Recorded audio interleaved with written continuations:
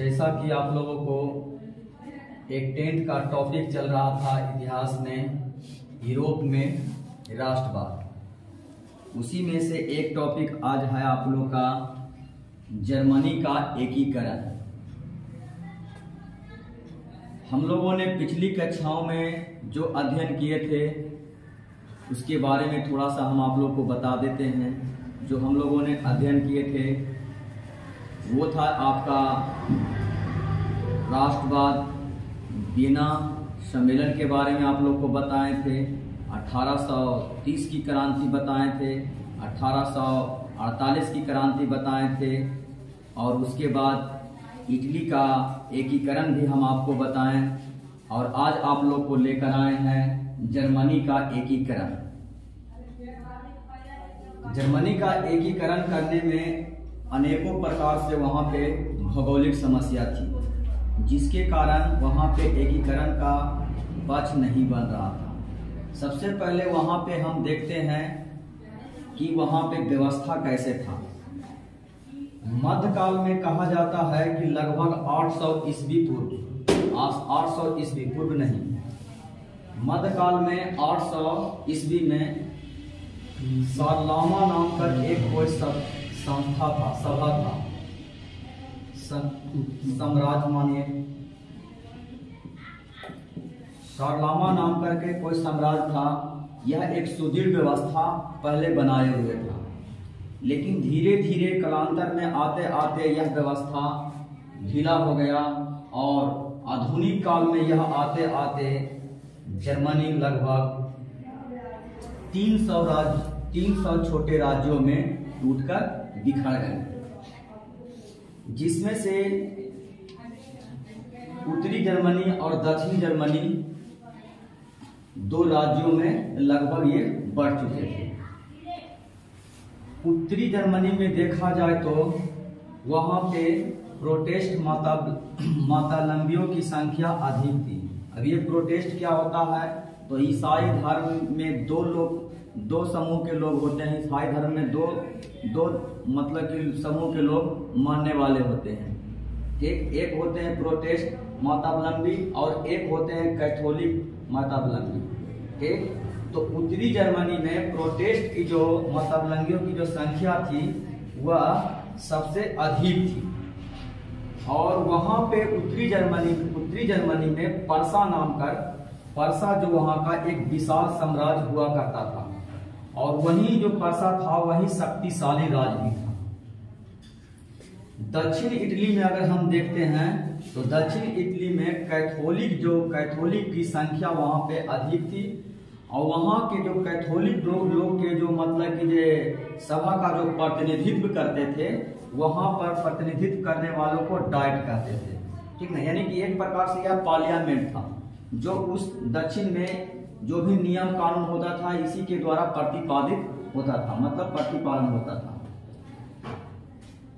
अब आता है कि इस जर्मनी में राष्ट्रवाद के विकास में सबसे ज्यादा जो श्रेय जाता है, सबसे ज्यादा जो अहम भूमिका निभाया है, तो वो सबसे ज्यादा भूमिका नेपोलियन ने निभाया। जैसे भी हम लोग को पहले चैप्टर में बताए थे कि जो नेपोलियन है राष्ट्रवाद के विकास में सबसे अहम योगदान निभाता है। ठीक, तो पृष्ठभूमि अगर जर्मनी को अगर तैयार किया है, पृष्ठभूमि का अगर श्रेय जाता है तो वो जाता है नेपोलियन को जाता है, क्योंकि नेपोलियन ने जब सैन्य अभियान चलाए थे, उस अभियान के दौरान जर्मनी में भी आकर राष्ट्रीयता की भावना को विकास किया था। जब जर्मनी में राष्ट्रीयता की भावना को विकास किया था तो जर्मनी में एक संघ का निर्माण किया था। तो ये 1806 ईस्वी में जर्मन राजधानी की स्थापना किया था। अर्थात हम कह सकते हैं कि जो भी जर्मनी का क्षेत्रों को वह एक सीमित भागों में वह बांट लिए थे कि इतना दूर तक जर्मनी रहेगा। ठीक, उसके बाद राष्ट्रवाद के और इसके विकास में सबसे ज्यादा वहां पे किसका योगदान रहा, तो कालांतर धीरे धीरे युग चलता गया और बुद्धिजीवियों वर्ग का वहां पे उदय हुआ। कहने का मतलब है वहां पे जो शिक्षित वर्ग लोग मतलब का सबसे ज्यादा वहां पे योगदान भी रहा। बुद्धिजीवी वर्गों ने राष्ट्रवाद के विकास में सबसे अहम रोल निभाता है। उसी में से देखिए, आपसे पूछेगा कि राष्ट्रवादी का कुछ विचारक का नाम बताइए, तो हिंगेल कांट है, आपका हमबोल्ट है, और है अंटर्ड है, और जैकब ग्रीश है। ये सब राष्ट्रवादी विचारक थे जो राष्ट्रवाद के विकास में सबसे अहम योगदान जर्मनी में निभाए थे। ठीक ना। इसी में से है, देखिए हिंगेल है जो ऐतिहासिक द्वंद्ववाद का सिद्धांत दिए थे। ठीक। उसके बाद में है आपका अंटर्ड है जो कविता के माध्यम से राष्ट्रीयता की भावना को बहुत तेजी तक बहुत विकास करवाया। ठीक है। उसके बाद में और राष्ट्रवाद के विकास में वहां का जो शिक्षण संस्थान था, शिक्षण संस्थान का भी वहां पे सबसे ज्यादा रोल होता है। ठीक। वाइमन राज जो एक वहां जर्मनी में एक वाइमन राज था, जो वहां का एक एन विश्वविद्यालय था, जिसको कहा जाता है कि राष्ट्रवादी का इसे केंद्र माना जाता है कि इन्होंने राष्ट्रवादियों को सबसे ज्यादा विकास किया है। तो जैसा कि आप लोगों ने देखा कि जर्मनी में जो राष्ट्रीयता की जो विकास करने में नेपोलियन से लेकर बुद्धिजीवी वर्ग से लेकर शिक्षण संस्थानों से लेकर विश्वविद्यालयों तक सारे मिलकर यहाँ पे राष्ट्रीयता की भावना को विकास किया। 1834 ईस्वी में जर्मनी के कुछ व्यापारियों ने एक जालवेरी संघ की स्थापना किए थे। तो यहाँ से आपका प्रश्न पूछा भी जा सकता है, यहाँ से पूछता है कि जालवेरी क्या था। तो ये आपको याद रखना है, यह एक व्यापारियों का संघ था और इसकी स्थापना 1834 ईस्वी में हुआ था। अब इस संघ जो बना था व्यापारी को, अब ये संघ व्यापारियों को बनाने की क्यों नौबत पड़ा, तो इसके पीछे भी कारण है। क्योंकि वहां के व्यापारी जो लोग थे वह उन पर हो रहे अत्याचारों से वह तंग आ चुके थे। क्योंकि वहां पे ऑस्ट्रिया और पर्सा और कुछ कहे तो फ्रांस, ये तीनों का वहां पे व्यापारियों पर कुछ न कुछ शोषण हो रहा था। तो इन शोषण से बचने के लिए व्यापारियों ने एक संघ बनाया। इसी संघ का नाम था जालवेरी संघ, जो 1834 ईस्वी में बना था। अब इस संघ का जो कुछ उद्देश्य होता है, इस संघ का मतलब क्या उद्देश्य था? तो इस संघ का उद्देश्य था कि हमें जो हम पर जितना भी टैक्स लगता है वो टैक्स से हम मुक्त हों, साथ साथ में जो भी जर्मन में जो नियम व्यवस्था लगा हुआ है उस व्यवस्था को भी हम जनता तक पहुंचाएं। इसके लिए इसे कहा जाता है कि जर्मनी क्षेत्रीय अदालत को यह कुचल दिया था। जितने भी जर्मनी में क्षेत्रीय अदालत हुआ करते थे, उस अदालतों को जनता तक उसकी सच्चाई को पहुंचाने का इन लोगों ने काम किया, जो हम कह सकते हैं कि राष्ट्रीयता की भावना के विकास में अहम योगदान निभाता है। दूसरा तरफ में 1848 में आप लोग को 1848 ईस्वी की हम क्रांति पढ़ाए थे। उसमें 1848 के फ्रांस की क्रांति पढ़ाए थे, जिसमें हम आपको बताए थे कि 1848 ईस्वी के क्रांति में ऑस्ट्रिया का जो मेटरनिक युग था, उस मेटरनिक युग का अंत हो जाता है। ठीक। मेटरनिक युग के अंत के बाद फ्रैंकफर्ट में एक सभा बुलाया जाता है। कहाँ पे? फ्रैंकफर्ट में एक सभा आयोजन किया जाता है और उस सभा में यह निर्णय लिया जाता है कि पर्सा का जो चांसलर है, पर्सा का जो राजा है, ठीक ना, फ्रेडरिक विलियम, उस समय फ्रेडरिक विलियम था पर्सा का राजा। और ये पर्सा क्या था? जर्मनी के अंदर में ही, जर्मनी के क्षेत्र में ही एक सम्राट था जो उत्तरी जर्मनी में पड़ता था। यहाँ पे प्रोटेस्टेंट माताओं की संख्या अधिक था और यह एक शक्तिशाली राजा हुआ करता, शक्तिशाली राज था। तो फ्रेडरिक को कहा जाता है कि जर्मन राष्ट्र का यह नेतृत्व करेगा, यानी कि जितने भी जर्मनी है, यह जर्मनी का जो लीड करने वाला होगा वह पर्सा साम्राज्य होगा। ठीक है। लेकिन यह पर्सा जो फ्रेडरिक विलियम है, इस चीज को मानने से इनकार कर दिया, क्योंकि फ्रेडरिक विलियम जानता था कि अगर हम पूरे जर्मनी का अगर हम नेतृत्व करेंगे तो हमको ऑस्ट्रिया हमें बचने नहीं देगा, अर्थात वह ऑस्ट्रिया से बचना चाहता था। ठीक, दूसरी तरफ में यह मतलब राष्ट्रवाद के विकास में उतना रुचि नहीं ले रहा था, और यह मतलब कुछ न कुछ ऑस्ट्रिया से चाहे फ्रांस से यह कुछ न कुछ डरता भी था। इसी क्रम में फ्रेडरिक विलियम का एक देहांत हो जाता है। देहांत होने के बाद फ्रेडरिक विलियम का उनका भाई विलियम प्रथम पर्सा का शासक बनता है। ठीक ना, फ्रेडरिक विलियम का भाई विलियम प्रथम पर्सा का शासक बनता है।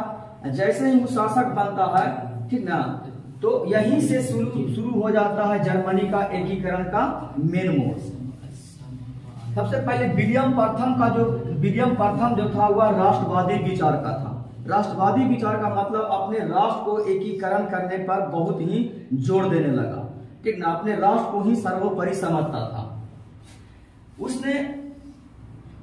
इसने जैसे ही गद्दी पर बैठा तो इसने भी अपना सैन्य शक्ति को मजबूत करना शुरू कर दिया, क्योंकि यह जानता था कि पर्सा ही एक ऐसा राज है जो पूरे जर्मनी को एकीकरण करने में अहम योगदान निभा सकता है। ठीक है, उसने क्या किया कि महान एक कूटनीतिज्ञ बिस्मार्क को चांसलर के पद पर नियुक्त किया। ठीक, कूटनीतिज्ञ बिस्मार्क को चांसलर के पद पर नियुक्त किया, क्योंकि आप लोग को भी हम पिछली कक्षा में पढ़ाए थे 1830 हो चाहे 48 हो, ठीक ना, सभी क्रांतियों में, ठीक ना, राजा प्रत्यक्ष रूप से नहीं आता था। ठीक ना, राजा अप्रत्यक्ष रूप से सहयोग करने के लिए आते थे। जैसे आप लोग को हम बताएं, इटली का एकीकरण में विक्टर एमेनुअल ने स्वयं प्रत्यक्ष रूप से नहीं आया था, लेकिन लास्ट में प्रत्यक्ष रूप से आकर एकीकरण किया। उसी प्रकार से विलियम प्रथम प्रत्यक्ष रूप से न आकर एक चांसलर पद बनाया और चांसलर पद पर बिस्मार्क को नियुक्त किया। बिस्मार्क की अगर हम बात कहा जाए तो बिस्मार्क पहले दक्षिण इटली में जो डाइट सभा हुआ करता था उसका यह मेंबर हुआ करते थे, यानी कि प्रतिनिधित्व हुआ करते थे, मतलब कोई सदस्य वहां पे हुआ करते थे।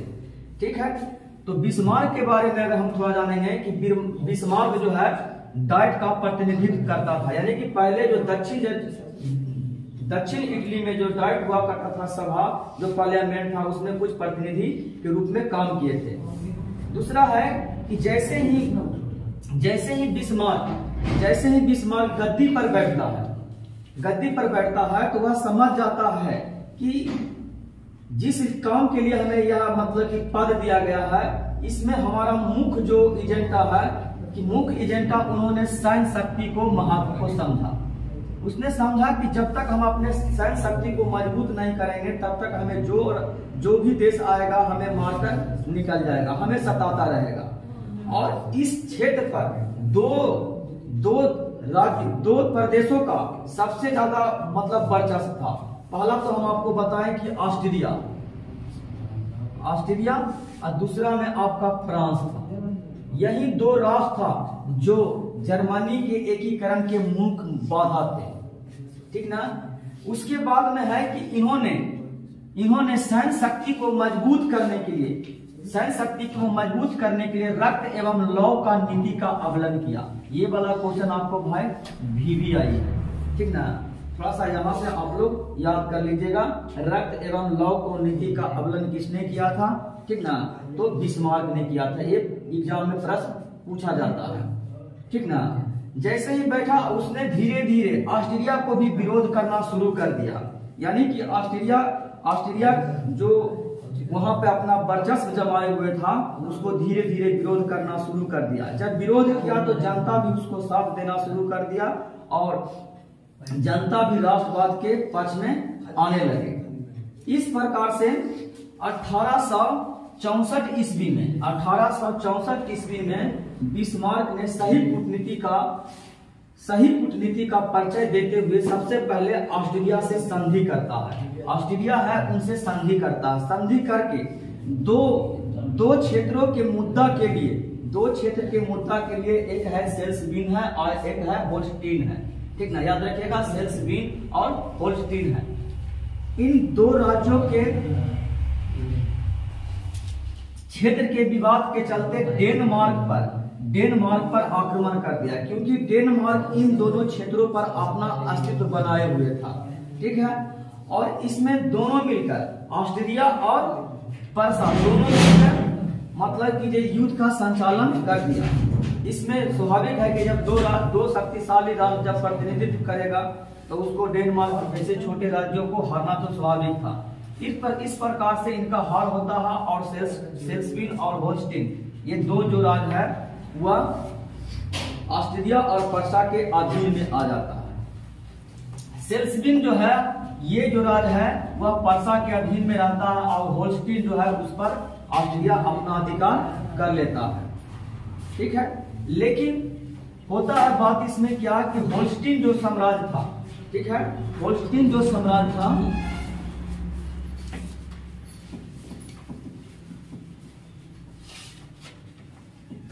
होल्स्टीन जो सम्राट था, यहाँ पे मान लिया जाए कि ऑस्ट्रिया है और ये इस प्रकार से हम लोग मान लेते हैं ये है ऑस्ट्रिया है और ये है आपका जर्मनी है। अब यहाँ पे देखिए, यहाँ पे आपका एक साम्राज्य यहाँ पे, ठीक है, तो ये आपका हो जाता है होल्स्टीन हो जाता है और ये हो जाता है सेल्सबिन हो जाता है। तो इन अब ऑस्ट्रिया को होल्स्टीन में बिस्मार्क ने क्या किया ना कि वहां पे राष्ट्रीयता की भावना को बहुत तेजी से बढ़ा दिया बढ़ा दिया और कहा कि आप हमारे पक्ष में सब एकीकरण की बात कीजिएगा। तो इस आंदोलन को दबाने के लिए ऑस्ट्रिया को पर्सा से होकर वहां पे जाना था और पर्सा ऑस्ट्रिया को यह मतलब मजबूर कर रहा था कि ऑस्ट्रिया जो है मजबूरन हमसे युद्ध करे, यानी कि उसे उकसाने की बात मतलब कर रहा था, ठीक है। इस प्रकार से ऑस्ट्रिया को पर्सा से होकर होल्स्टीन जाना पड़ता था।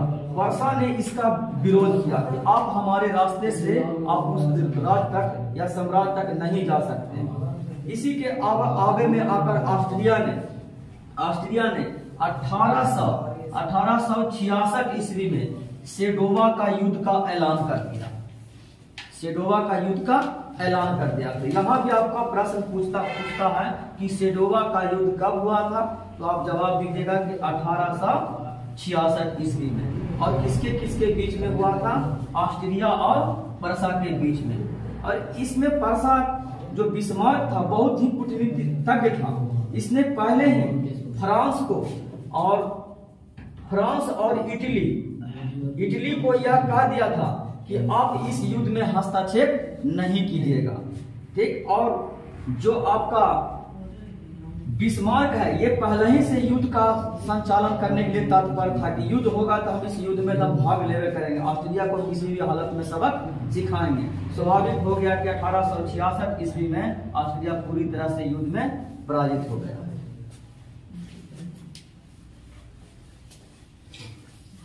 1866 में जो सेडोवा का युद्ध पर्सा और ऑस्ट्रिया के बीच में जब हुआ था तो उस युद्ध में ऑस्ट्रिया को पूरी तरह से पराजित कर दिया था पर्सा ने।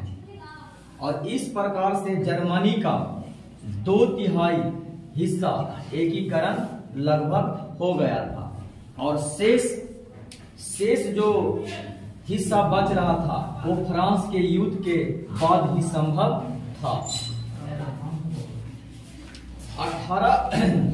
स्पेन में राजगद्दी का कुछ मुद्दा उठा और उस राजगद्दी का दावा पर्सा ने किया कि वहां का जो राजकुमार है वह पर्सा का ही उत्तराधिकारी बनेगा। इस पर फ्रांस ने इस दावेदारी को गलत ठहराया और मतलब गलत दोषी करार दिया। इस प्रकार से फ्रांस ने जो पर्सा का जो चांसलर जो था वर्षा का चांसलर जो बिस्मार्क था उनसे लिखित मांगा कि आप लिखित में दीजिए कि वास्तव में किस आधार पर आप कहते हैं कि स्पेन का राजकुमार पर्सा का बना। तो बिस्मार्क ने ऐसा लिख और पढ़कर मतलब दिया जिससे फ्रांस को मतलब गुस्सा आ गया और उसने चिढ़ में आकर 19 जून 1870 ईस्वी को सेडौन का लड़ाई की घोषणा कर दिया, यानी कि सेडौन का युद्ध की घोषणा कर दी। फ्रांस आवे में आकर और पर्सा के साथ में युद्ध की घोषणा कर दिया। तो यहाँ पे देखिए आपका कंफ्यूजन दो शब्द है, एक सेडोवा का युद्ध है और एक सेडौन का युद्ध है। तो सेडोवा का युद्ध 1866 ईस्वी में हुआ था, इसमें ऑस्ट्रिया था और एक तरफ में पर्सा था और दूसरी तरफ आपको बता रहा है कि 19 जून 1870 ईस्वी में हुआ था, वो हुआ था सेडौन का युद्ध। और सेडौन का युद्ध हुआ था फ्रांस और पर्सा के बीच में, फ्रांस और पर्सा के बीच में युद्ध हुआ था। और इस युद्ध में फ्रांस को पूरी तरह से पर्सा ने क्या कर दिया, पराजित कर दिया। एक युद्ध के लिए बैठा था कि युद्ध हमसे करोगे तो हम आपसे लड़ेंगे। ये पहले से प्लान पर्सा ने बना लिया था कि हमें इन दोनों राज्यों को सबक सिखाना होगा और ये दोनों राज्यों को चक्रव्यूह में लाकर फंसाकर पर्सा ने पूरी तरह से पराजित कर दिया। इस प्रकार से 10 मई 1871 ईस्वी को यह सेडौन को युद्ध की समाप्ति जब हुआ तो एक संधि के द्वारा हुआ। यह संधि है फ्रैंकफर्ट की संधि। तो ये भी आपका जो VVI प्रश्न है, थोड़ा सा ध्यान दे दीजिएगा इसको, ठीक ना। आपसे